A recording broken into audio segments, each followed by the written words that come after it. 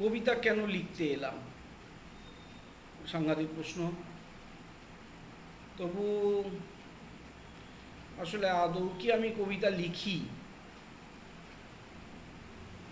আমার বারবার মনে হয় আমি ছাড়া অন্য একজন বোধহয় কেউ কবিতা লেখে। সে লিখে যায় আর আমি আমার নাম দিয়ে সেই লেখাগুলোকে ছাপি আর নাম কামাই।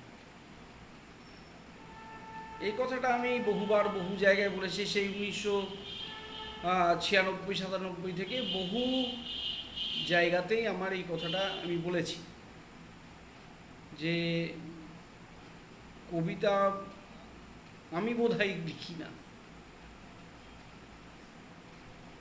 আর সেই কারণেই কবিতা কেন লিখতে এলাম এই কথাটা বলাটা আমার কাছে খুবই কঠিন।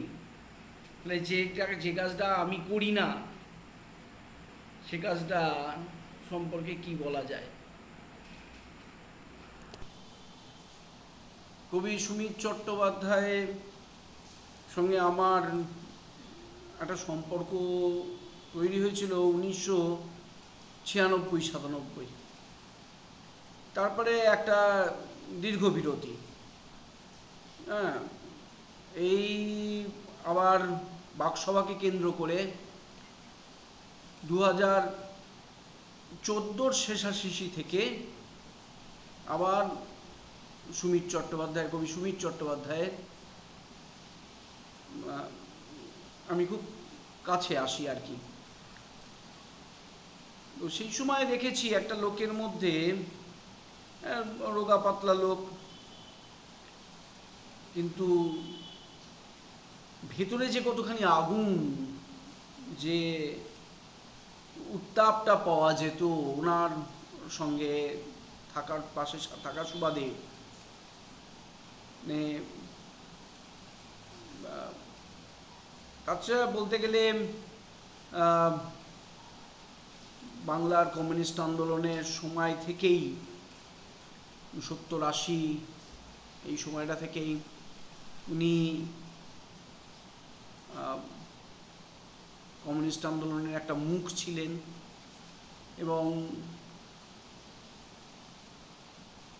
আমাদের বাকসভা, যে বাকসভার আজকে আমি একজন অন্যতম সদস্য, সেই বাকসভাটা ওনার হাতে তৈরি।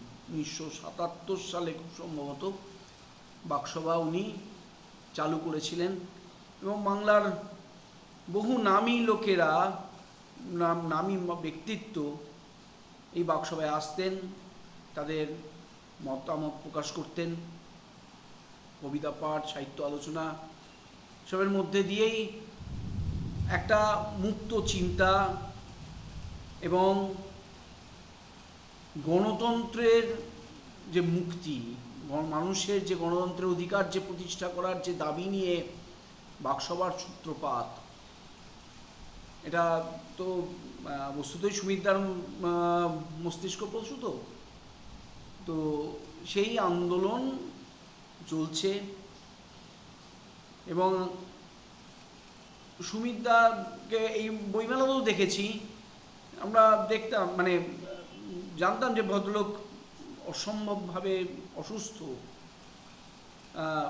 তার বুকে প্রচুর পরিমাণে কফ, বুকের শ্বাসকষ্ট হতো, দীর্ঘক্ষণ হাঁটাচলা করতে পারতেন না, বসে থাকতেন, শারীরিকভাবে দুর্বল হয়ে পড়েছিলেন। এই হেন একটা লোকের মধ্যেও চোখে যে কি অদ্ভুত একটা প্রাণ শক্তি, কি অদ্ভুত একটা মানে কাজের প্রতি যে কি অদ্ভুত ভালোবাসা, কি আনন্দ, কি অদ্ভুত একটা উত্তেজনা ওনার মধ্যে আমি বারংবার লক্ষ্য করেছি। আমি কথা বহুবার বহু জায়গায় বলেছি যে সুমিতদার মধ্যে একটা ব্যাপার, সুমিতদা কি বলবো, মানে নিজে যেহেতু একজন সম্পূর্ণ আদ্যপান্ত কমিউনিস্ট মানুষ এবং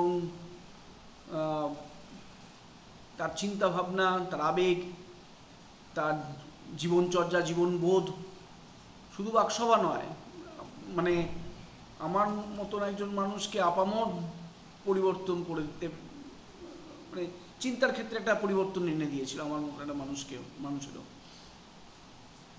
তো আমার বক্তব্য মানে সুমিতদার এই স্মরণে আমার একটাই কথা যে সুমিতদা আমাদের কাছ থেকে চলে যাননি, সুমিতদা আমাদের মধ্যে আজও আছেন, আমি বিশ্বাস করি আছেন। এবং কমরেড, তোমার কাজ এখনো শেষ হয়নি, আমরা তোমার সে কাজটাকে এগিয়ে নিয়ে যাব। তুমি আমাদের পিঠে, আমাদের কাঁধে চেপে সওয়ার হয়ে আমাদের এই কাজটাকে তুমিও আমাদের সঙ্গে সহযাত্রীর মতন এগিয়ে চলবে। ধন্যবাদ।